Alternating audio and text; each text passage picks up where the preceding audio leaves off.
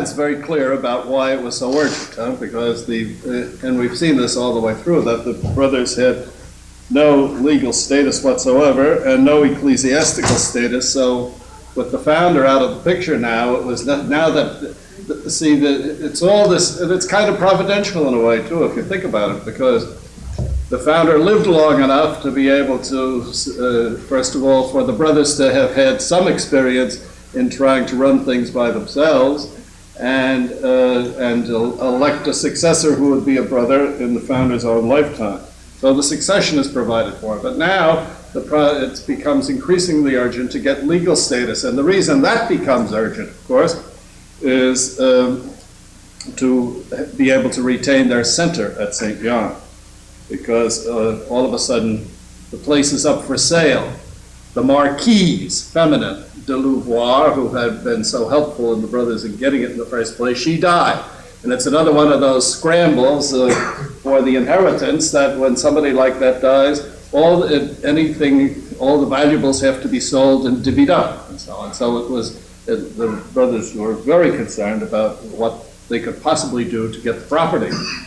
So, however, the family was well disposed, especially Marquis de Louvois himself was very well disposed to the brothers and was willing to give it to them for a good price, but they had to get something up for the down payment. Well, the Rogier legacy came into the picture there, and then there was another one from that other fellow, whose name I forget.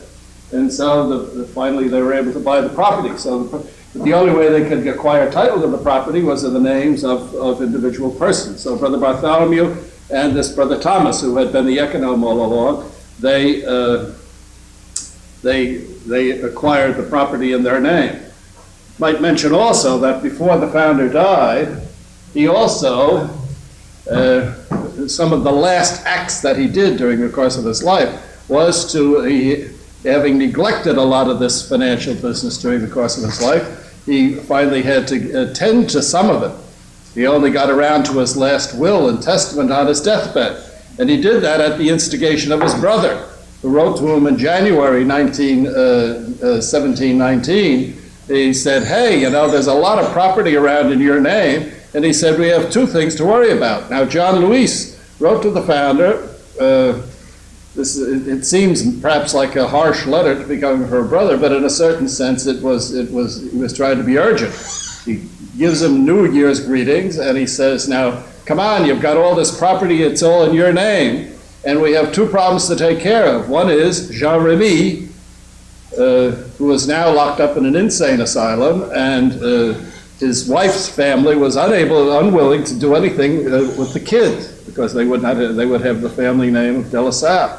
And so Jean-Louis and Jean-Baptiste have a kind of understanding together, trying to provide for these things. But the other thing was, Jean-Louis was part of that civic association in Reims that had great concern for the properties that the brothers had, and held property in their name. And he says, there's a lot of stuff that you have under your name, and if you ever want the brothers to get it, well, then you better do something about it in a will. So the founder did on his deathbed. Before that, however, he had signed over his whole library to Brother Bartholomew. It would be marvelous if somebody would discover the document that contained whatever listing of all those books there were, if such a thing exists. The only guess we would be the list of books in his father's library, some of which, or a good number of which, he may have kept with him all those years. So little by little, the founder's handing over everything to Brother Bartholomew, but he can only do it personally. Huh? And so that also, of course, occurs with regard to the property at St. John. So then Bartholomew dies only a year after he's elected the superior. So this is a real problem. And of course, Bland milks it for all it's worth. Everything now is in the name of this one man, this frail, old, gray-haired. Well, he was only 50 years old, and he lived another 20 years. But Bland makes it very cliffhangery. The suspense is there. Will the brother last long enough? Will the brothers ever get the letter? So they have to get busy at the process. And he intimates that Timothy really didn't quite understand what was at stake here, but anyway, maybe that was Bland reading into it. So the process, of course, the bishop in Dauvigny dies, I think shortly after the founder. the one that had done him in and took away all his faculties. The divine vengeance caught up with old Bishop d'Aubigny, and so de Bezon becomes the bishop. He's got so the brothers apply for letters patent. They have good support now. It had to go, this union of church and state, first of all, it had to come from Rouen, and both the civil and the ecclesiastical authorities in Rouen had to back it up. So they submitted to the royal court.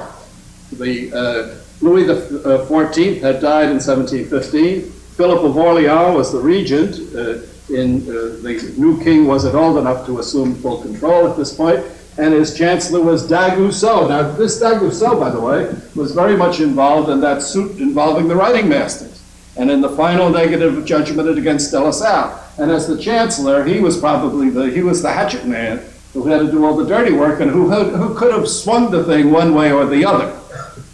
But De La Salle's enemies, in this man's opinion apparently, they were more influential than any support De La Salle could bring for his own cause. So he had been instrumental in that negative judgment already. So Philip seemed disposed enough, the regent, but it was the chancellor who said, well, what do they need letters patent for? They've already got the authorization to teach in Rouen. That's all they need. Of course, they can teach, but they can't very well teach if they haven't got the property, they haven't got some kind of a center. He falls out of favor and finally dies. But now the process but since it was refused, they have to start the process all over again. So they resubmit the thing to Philip the regent, and this time Philip the regent is hesitant about moving the thing forward. And then the regent dies. And then meanwhile Bishop de Bezon dies. So they have to start all over again for a third time, with the process beginning all over again with the new bishop, and getting the thing to, this time to Louis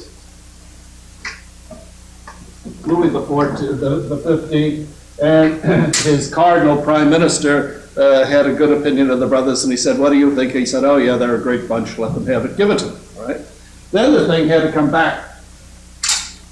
So in September 1724, they get the letters patent, but then it has to come back to the Parliament in Rouen, and they had to be registered. The letters patent, even though they're from the king, they had to be registered, and then the pastor of Saint-Sever gets in the act, and he opposed the registration of the thing because, again, this is in his parish, and he didn't like the notion of an independent group being located in his own parish. But finally, after a lot of opposition, the friends of the brothers were able to get the Rouen Parliament to register the letters patent in Rouen, and from there on in, the Institute had status before the law as a corporation. Way back when I was talking about the situation in Chartres, if you remember, after Godet de Marais died, there was a question about whether or not these letters patent that had been given to St. John applied to all the houses of the Institute in France. And the decision of the court at that time was that yes, that this meant that therefore that every place the Institute was in France, not just in Normandy, had the benefit of letters patent. That's the story on that. Any observations about that, Mike? So St. John was like the mother house at that point that got the letters patent and that. That's right, and they applied it to the whole institute. At this time in history, to what extent was the king responsible for appointing higher prelates? Very responsible. Is that right, eh? Sure. He had they had the tremendous power. influence, sure. They could even veto candidates in papal elections. That persisted all the way up until 1870. Big power, eh? Oh, sure. They're Catholic princes. Well, you know, that thing grew by tradition, but for example, at that famous Council of Constance, the leaders of the Catholic nations were present at the council as voting members. All right, so now we have the letters patent. So let's come back to that. Who is his executor? Was it his brother or was it one of the brothers? Offhand, that's an interesting question. I never thought of it. I don't know. Do you, Gus? Who was the founder's executor of his will? No, I don't know. I don't know. It appears he gets Oh, I think his brother. His brother Louis, Jean Louis. Yeah. Yeah, his brother. Yeah. But he had to be up for the way, but he still had properties and stuff like that. Oh, yeah, So he yeah. hadn't given everything away. No, that's why John Lewis wrote him the letter, you know, saying do something in a will, so that he'd have an instrument where to take care of. See, don't forget, here's the founder in Rouen, but here's Jean Louis and Pierre, the other brother, and a couple of other notables in Rouen who always kept a high regard for the founder. And they have this civic association, as it was known. And apparently they were able to, they had some independence with regard to money and property. So they helped the brothers expand their properties in Reims and so on. So that was taking care of Reims. Rouen was different, Paris was different, and so on, to hold this whole thing together. And we're told that when he went to RA and they said, like, just give away all of your stuff and go totally out and said, we're led to believe that that's what happened, but obviously that's not what happened at all. Oh yeah, well that's an important point to make. That in Barré's advice to trust Providence totally was the initial advice that he gave in this conversion process that the founder was undergoing. And of course, we all know that story very well. And I guess a lot of brothers think that he never had anything to do with money after that. And one of the things that is so clear, and Gus, of course, is going to write this up eventually, is that he was not only a good administrator of his own family stuff before he met the brothers, but once the Institute began to have this organization, he used money very efficiently and very effectively. As a matter of fact, that was one of the things the brothers were getting to Chez Tardy about, that when he got the salary for the brothers in the Rue Princesse, only a certain portion of that was given to the brothers in Rue Princesse to live on, and he began to spread that around among the places in the Institute that needed it the most.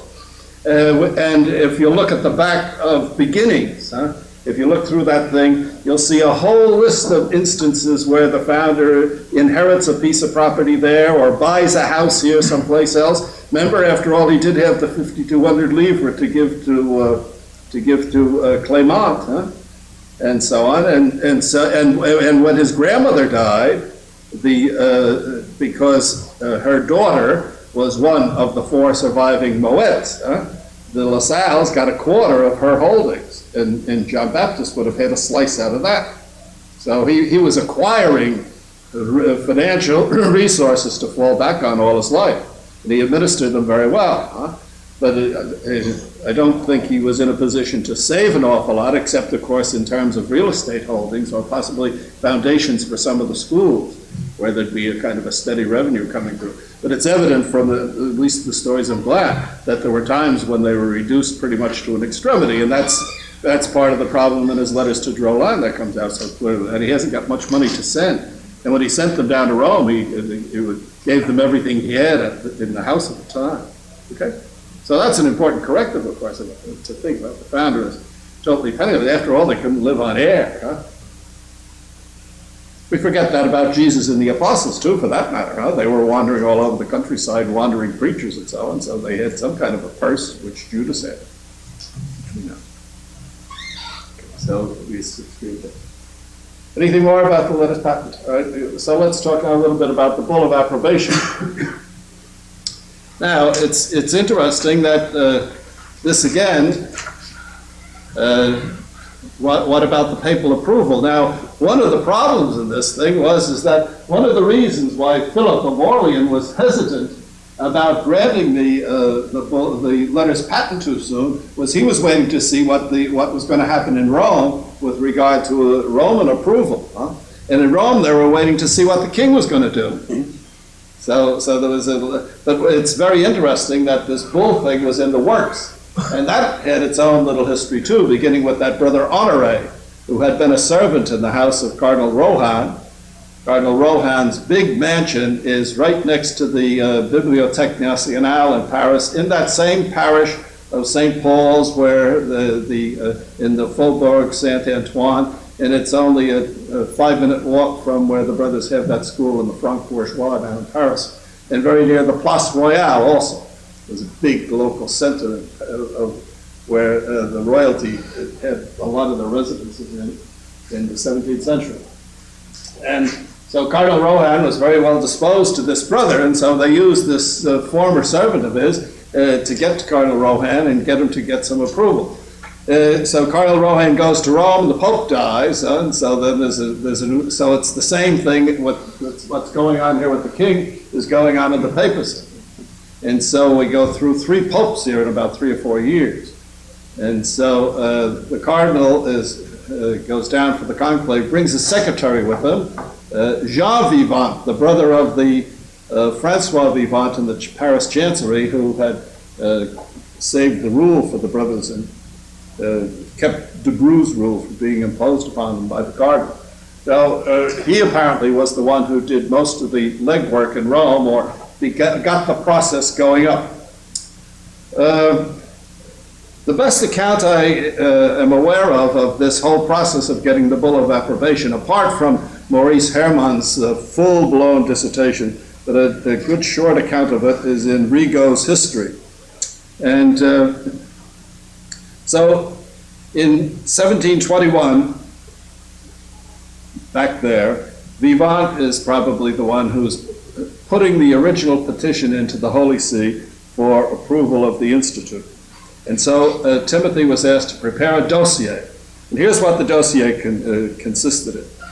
First of all, a copy of the rules. Secondly, an abridgment of the rules, the essential elements, including paraphrases. Now that's what was incorporated in the bull, as I said a minute ago. 7 supporting documents from bishops around France.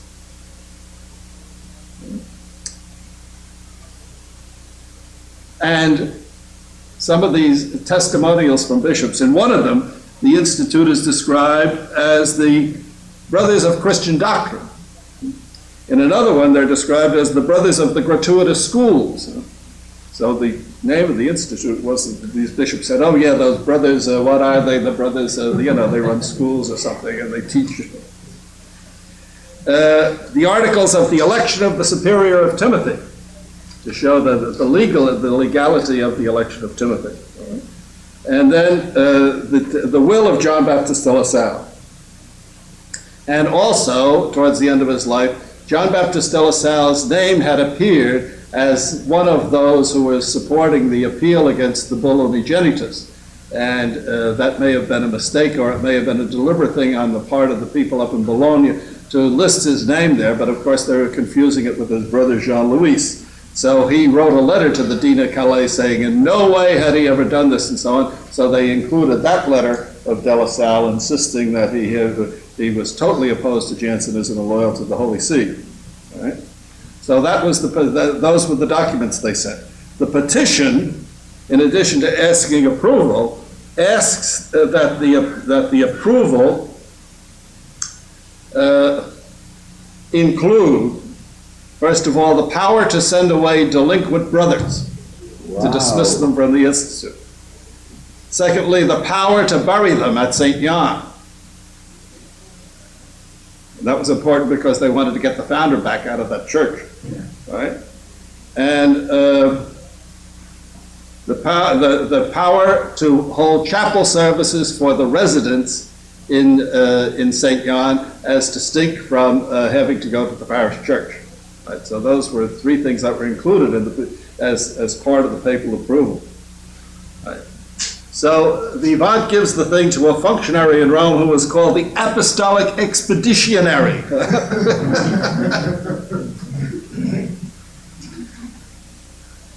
In my earlier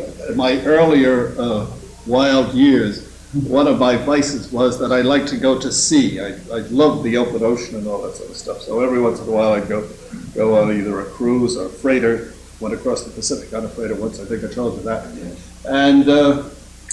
And we had a lot of friends. The brothers had a lot of friends, and the customs officials in New York. Okay, and so the custom in those days was to identify your baggage with the name, or with the letter. According to your name. So then when they unloaded all the baggage for customs inspection, there would be everybody's baggage. You'd go to I would go to the S's, for example, and the McCormicks would go to the M's and so on.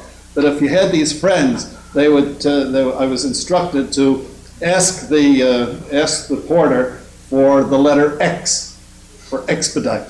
And so if you had an X on your baggage, they put all of those at the end of the thing, and You went right through with no trouble at all. So old Jean Vivant puts an X on the on the appeal for this thing. And so, and both Maurice Hermans and Rigaud suspect that included in this petition, in the request for papal approval, was a papal approval to take the 3 vows of religion of poverty, chastity, obedience. And of course, the current wisdom is that this is a mistake.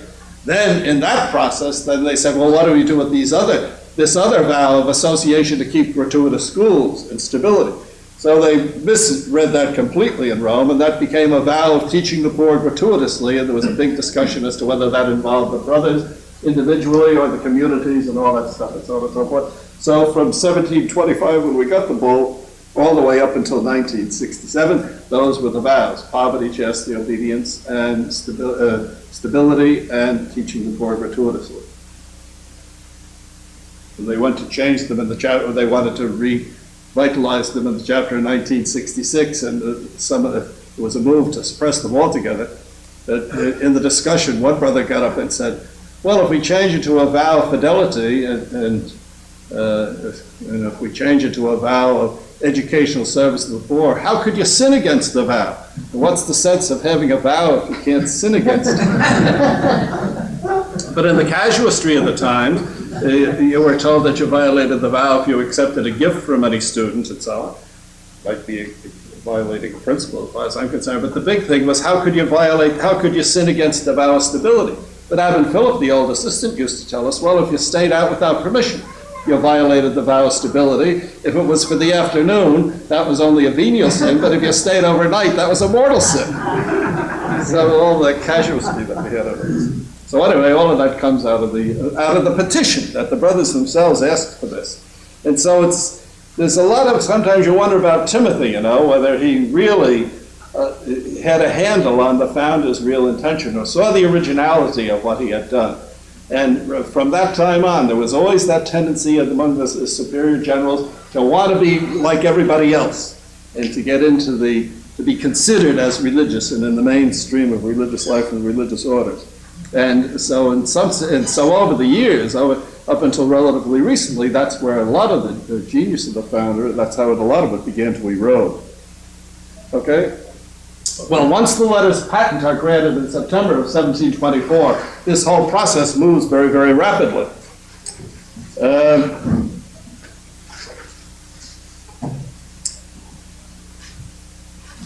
There's a new pope that year. Benedict XIII becomes the pope in 1724, just before the letters patent were granted. The whole dossier on the brothers was given to Cardinal Corsini, who was to become Pope Clement XII.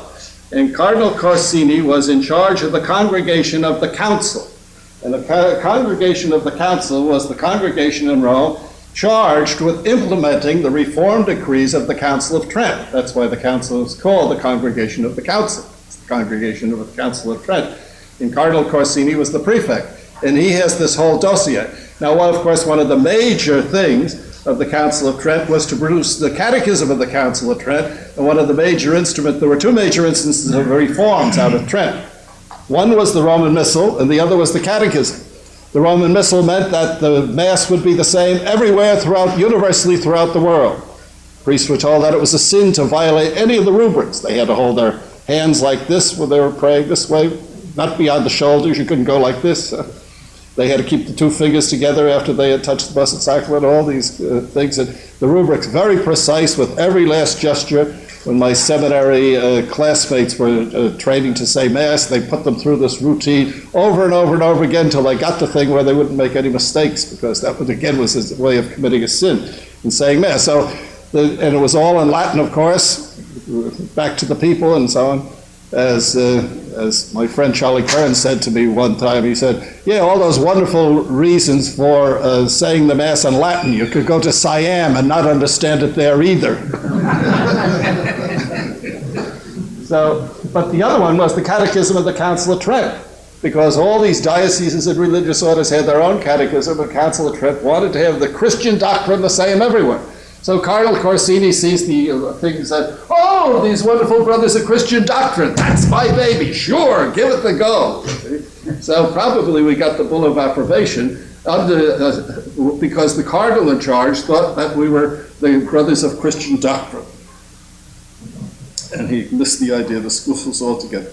So it was in July he got the dossier. Nobody does anything in Rome in July and August. They don't get organized till October. So by December the 16th of 1724, the dossier was approved and given to the Pope. And the Pope didn't even understand what it was all about. He was an old man, kind of old Benedict XIII.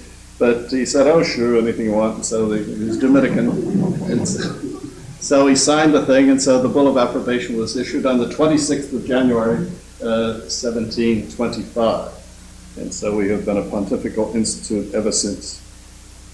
So was there any, and then, again, Bland, typically, as the religious superior, Timothy then assembled all the brothers at St. Jan, and they all made perpetual vows according to the bull for the first time, as if, and so now the vows are public, and they made the vows of the bull. Maurice Hermans was not too happy with that either. He thinks that this is, again, Timothy capitulating too much because there was a representative of the papal representative in Rouen. Of course, in any diocese, they go bananas when something comes from Rome with the Pope. So, oh, we got this papal bull and so on and so forth. And it was given in forma graziosa, by the way, which is the most solemn form of a papal bull that could be granted. So it wasn't a begrudging approval that we got. So up in Rouen, the archbishop, they had a big ceremony and so on, and all the brothers went to the cathedral and renewed their vows, and Timothy was there and so on and so forth. And they renewed their vows, and the vows were received by the delegate of the Pope. And this is what gets some of the present brothers very unnerved, because there was no reason to do that. With the bull of approbation, Timothy himself should have received the vows of the brothers, and they made them for the first time according to the... So that was the first time the brothers made vows of poverty and chastity, and the rest of it. Okay, so we have the yes? A question on the bull of approbation. First, was it required by Rome that the 3 vows be taken, or was that something that was brought up by the brothers because many religious groups had this? Did Rome actually maybe push the brothers? Oh, yes, the bull says what the vows are going to be. The bull is very explicit. It gives approval to that summary of the rules. Okay, so everything from there on, everything in that summary is under the control of Rome, and it states specifically what the vows are. My question was more: did they require that should you make this petition that the vows be mentioned there, that you know that they expected to see those 3 vows, and that's what led the brothers to do that? Well, that's what I was trying to hint at. The contemporary interpretation of people like Maurice Hermans and so on is that Timothy asked for these, or certainly the brothers asked for it. It was in the petition. So the initiative came from the brothers. It did not come from Rome. Now, did Bland, for example, advise? Because if you notice how often Bland talks about a religious order and the 3 vows, and even back, he even has them talk about poverty and chastity way back in 1686. And it may well be that Bland's the villain of the piece who encouraged them to, now you can get the 3 vows and be like all these other religious orders that I'm trying to be charged of. And Timothy apparently just followed that advice. That's one hypothesis. But the interesting question is, what would have happened if they didn't ask for the 3 vows of religion? Would Rome have imposed them? Well, that's one of those big if questions. It'd be interesting to see if there were groups like these pious societies, if they ever requested some kind of approbation from Rome. Well, the Vincentians, for example, they didn't ask for perpetual vows, and a lot of associations, some of them don't have. No, there are a lot of other associations that do not have the 3 vows of religion, and of course now. Especially with and this tendency of Rome is increased right up to the present day. Now, Rome will not allow any new congregation to have its own special vows. Everybody must take just those 3. It's an instrument of Roman control over all religious congregations.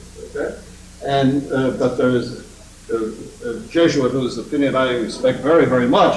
In writing about what's the difference between a religious priest and a secular priest, says religious priests are priests that are ordained in a religious congregation that has a mission. The parish priest is the minister to a stable faith community. The religious priest and religious non-priest have a mission to go out to the people that are not in the stable community, to go to the children, to the schools, to the prostitutes, the beggars, and the foreign countries, etc. And therefore, he says, isn't it too bad that their vows do not reflect the mission that these organizations are? Well, our vows in the beginning reflected our mission perfectly. That was the only vows that Brother made. So what De La Salle did is now the enlightened view of thinkers of the church about the function of a religious congregation. On that question of, are any of those orders that you mentioned, do they actually have a bull or application that does not state those out? I don't know. Does anybody? Does anybody know? No. They must have some kind of papal approval. The Vincentians certainly, I suppose. Rory? Well, I thought the Benedictines had different wording or that. I don't say probably just in reading, but I know talking about conversion. Yeah, don't they? The stability was originally a Benedictine vow, which meant stability in the one monastery, and I think obedience is in there too, in the Benedictine. But I just don't know very much about other orders. Isn't the approval of the rule what would be the present equivalent of the law? In other words, it's not that same formal document. Well, a religious order must be approved, it's the rule. Yes, but now, yes, but it's not a papal thing. It's not a papal bull. It doesn't have the same formal character. And the other thing is that you won't get the rule approved now unless you conform to all of the norms, not only in canon law, but the norms of the Congregation for Religious. That's what got us in trouble. Or not so much in trouble, but that's where all the adjustments were made between the chapter of 86 and the approval of 87.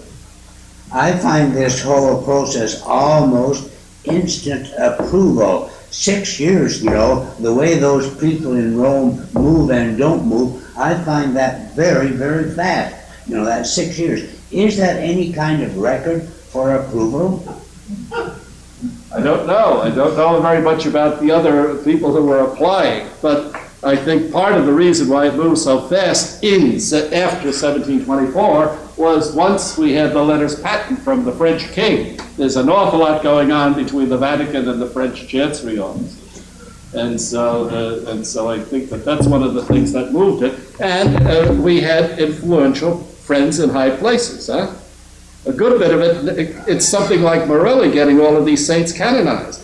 There are two requirements. First of all, you have to know a lot of cardinals and big shots when the thing finally comes to vote, when it gets to that. But you also have to have these little moles in the Vatican, huh? Bureaucracy, the little guys who know how to move stuff from one desk to another desk to another desk. Pretty tough, eh? Yeah, well, it's not tough if you know how to make friends. The famous story of Miguel, huh? No, what's that story?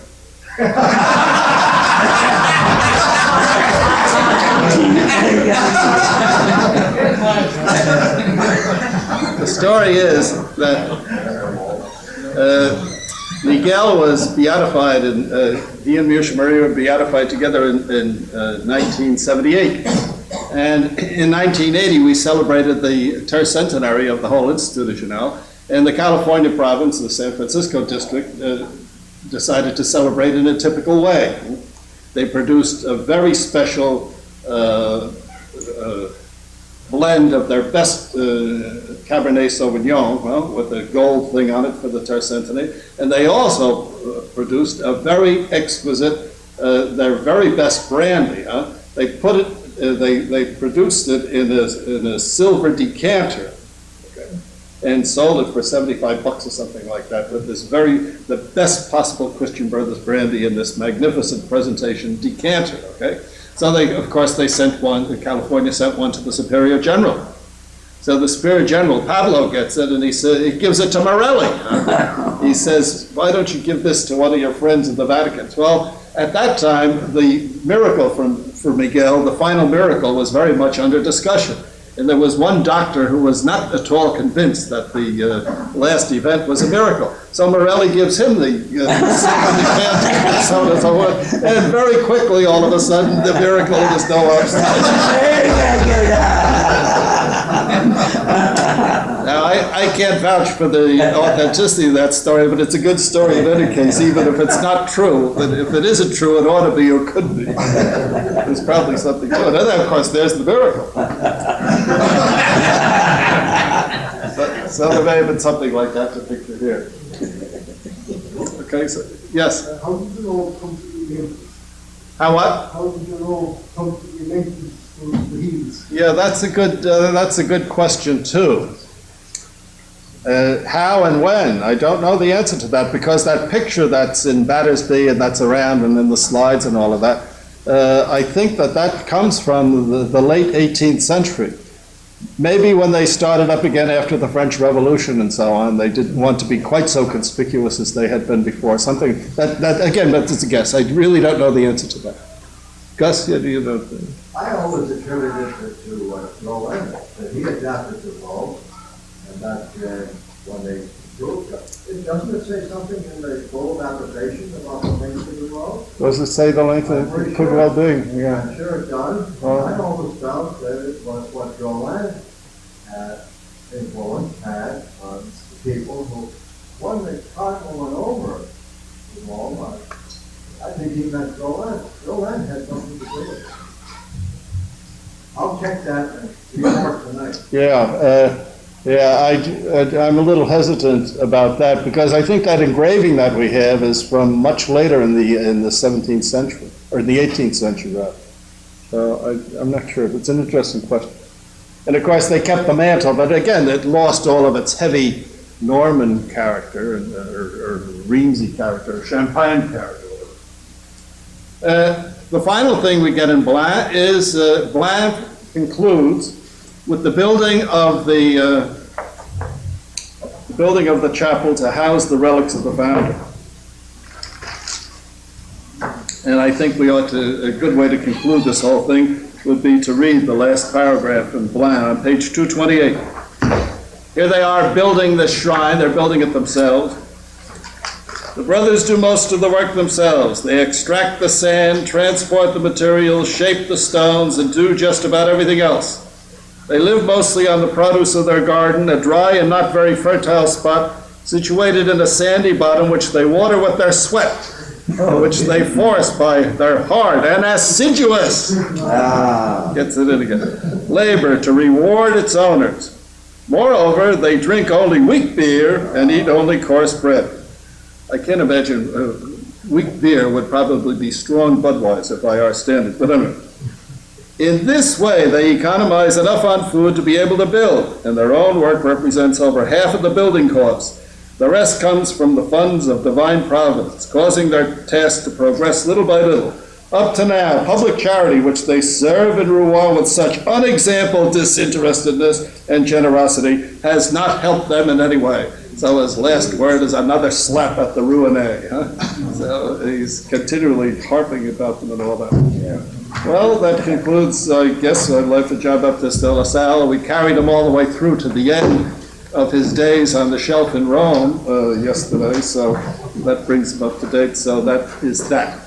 Now we have to have a little ceremony to conclude this thing. We were debating whether to have it tonight or this morning, but we've usually done it in the past in the morning. So, first of all, we need music for this. This is going to be graduation. So, you ready? Yes. Da da da da da da.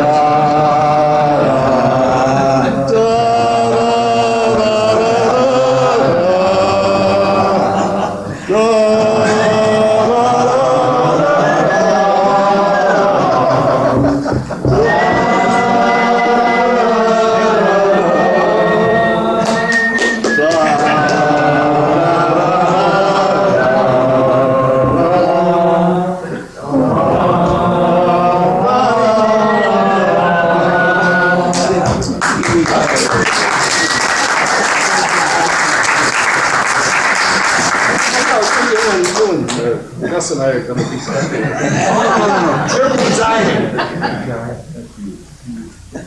Gus has prepared for us, with hand lettering, some certificates of assiduity. Certainly attesting to the hard work that we have been engaged in this past 3 weeks. So Amy will read to us the text of the certificate. And then later, I'll call each by name. Please come forward. And as you do so, be sure to give some form of obeisance or other sign of acknowledgement to our professors as you come through. Well, in that case, we better sit together. You won't have to bend too long. The certificate reads, Attestation of Assiduity.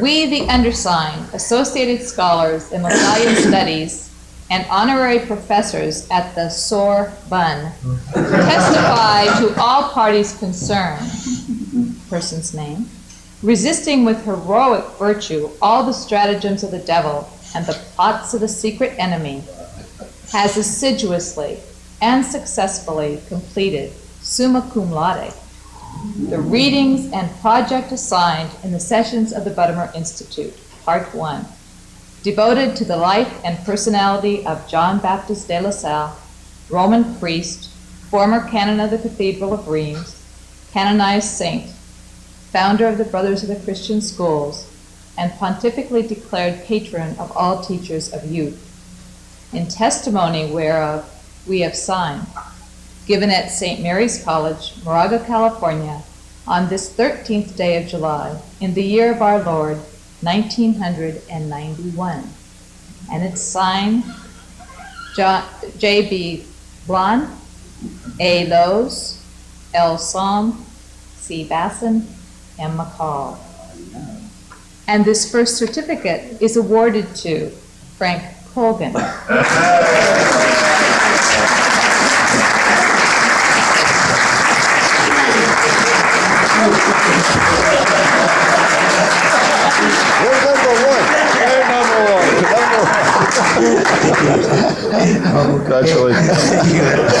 And momentum. And should we add AKA coolest of dudes? Thank you. Jack Curran.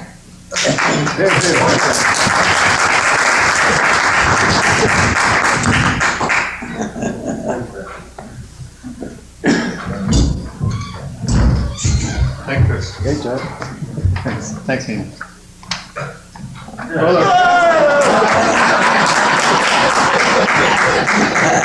Now don't all go through. Then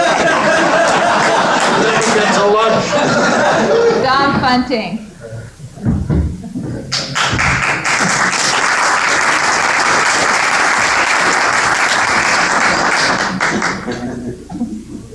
Yes.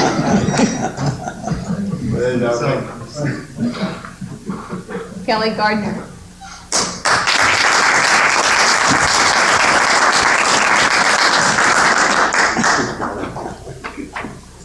Go get a kiss, Kelly. Gabe Healy.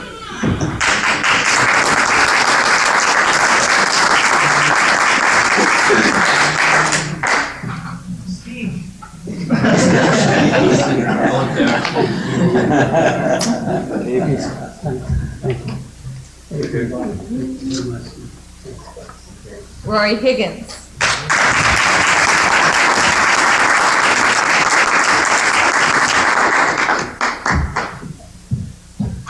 Thanks, Amy. You gotta get a kiss, sorry. Pete Irolano.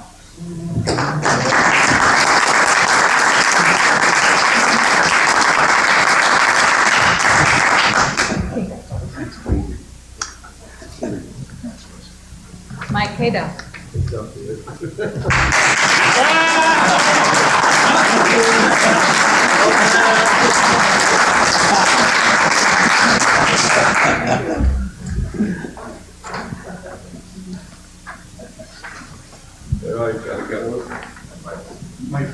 John Kavanaugh.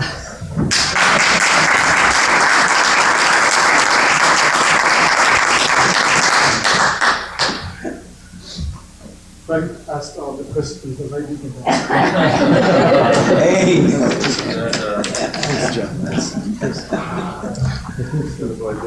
Ron Kosinski.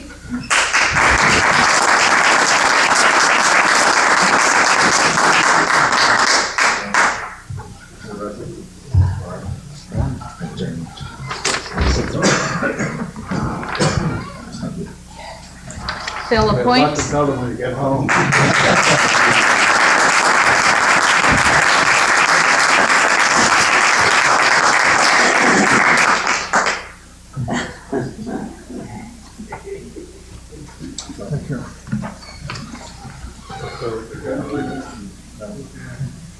Ed LaRouche.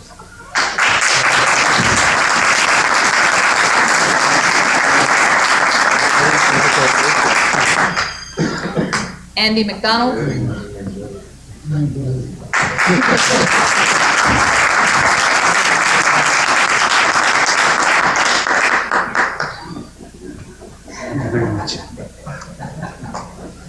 Thank you. Very good.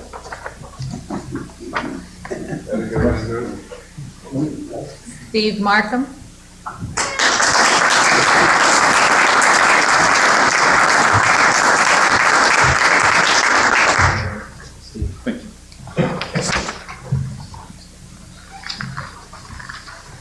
Fergus McArdle.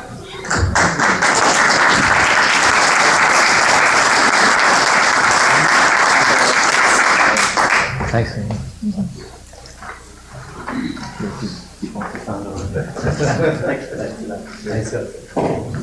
Matt Michelini.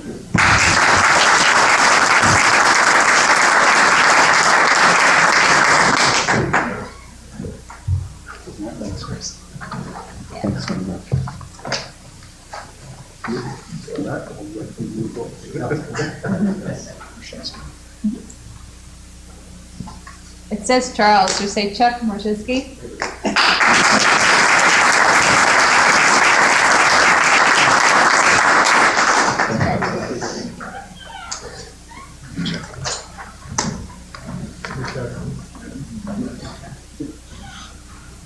Andy O'Gara.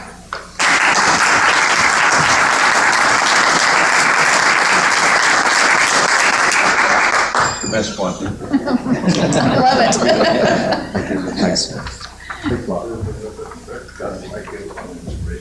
George Paul.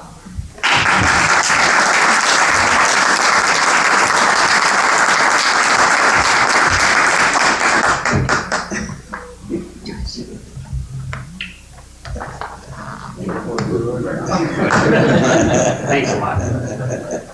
Pat Power.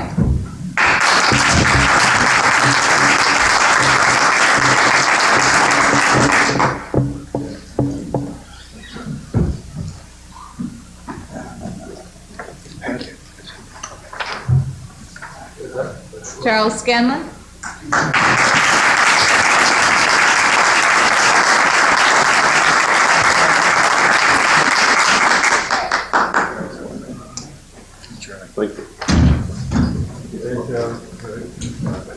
Joe Seiler.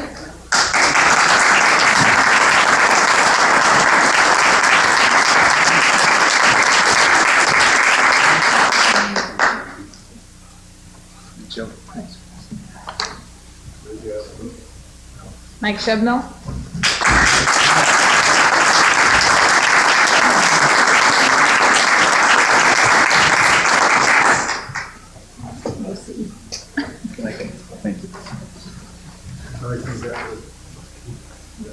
Andy Spiro.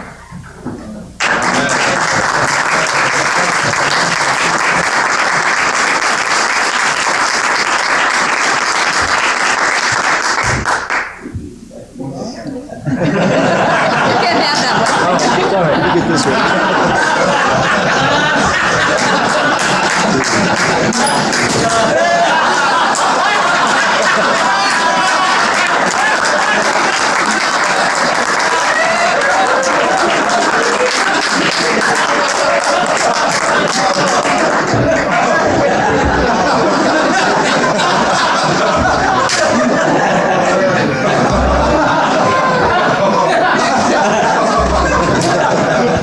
Floyd Warwick.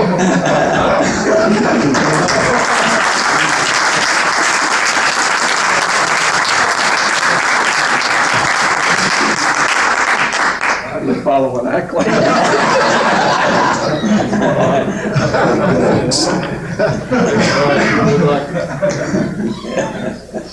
Bill Whitman.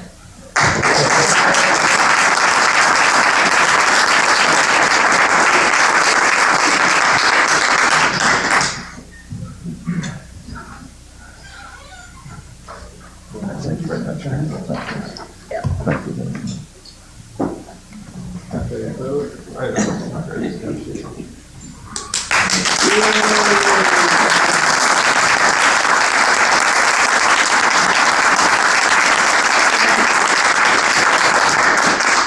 think we'll have an opportunity to thank Gus a little later, but at this time, as Luke winds up his lectures, we might want to have a little attestation of his assiduity. Would anyone like to address some words, particularly to Luke, and thanks? Off the cuff, unprepared. Don't do that to me. I think I may be the dean of this group, and I'm going to take it on myself to take a great big thanks to, of course, Gus and Luke, and to Mimi, and our friend, here, Chris. And I think since we started off musically, why don't we end musically? For they are jolly good fellows, for they are jolly good fellows, for they are jolly good fellows, which nobody can deny, which nobody can deny, which nobody can deny. For they are jolly good fellows, for they are jolly good fellows, for they are jolly good fellows, which nobody can deny.